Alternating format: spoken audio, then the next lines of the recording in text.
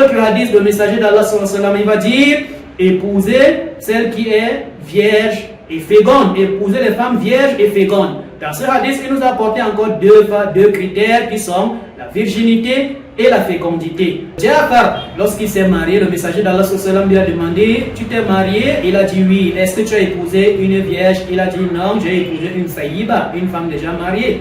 Alors, il lui a dit, pourquoi n'épouserais-tu pas la vierge afin que tu joues avec elle et joue avec toi? Donc, ce qui montre donc ici, le messager d'Allah sallallahu alayhi wa sallam nous a apporté un autre critère qui est la virginité.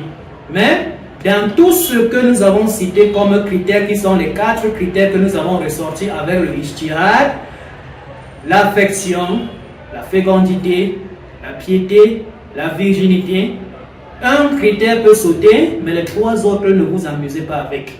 La virginité peut sauter, la femme peut ne pas être vierge car elle est divorcée. Est-ce que les divorcés n'ont plus droit au mariage? Bien sûr que si. Maintenant, les 3 autres critères, il faut bien s'accrocher à cela. L'affection, la fécondité et la piété. Alors, vous allez me poser la question à savoir, nous sommes d'accord, on peut peut-être connaître une femme pieuse, mais la femme affectueuse et la femme féconde, comment est-ce qu'on va la reconnaître? Les savants ont répondu à ces questions. Parmi les signes qui montrent qu'une femme est féconde, c'est qu'il faudra regarder dans sa famille, sa maman ou sa grand-mère, combien d'enfants elle a accouché.